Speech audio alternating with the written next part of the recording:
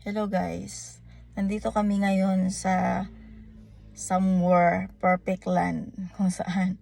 Diyos ko, magpapadala ka ng pera 3,000.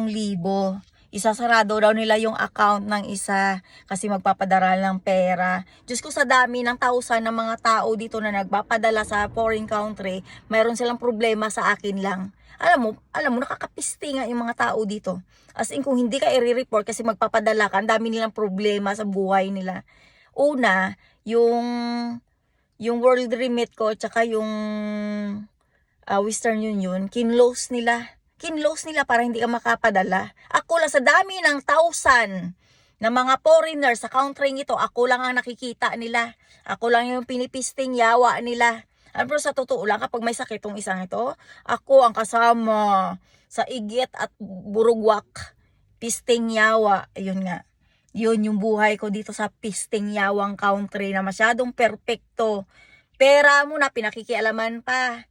Yun. Lahat ng bagay pinakikialaman. Alam mo, sa totoo lang, tong country na to, ewan ko ba kung bakit punong-puno ng kademonyuhan dito. Lahat ng demonyo nandito na lahat. Di pa nasunog. Sana nga ibamingin na lang.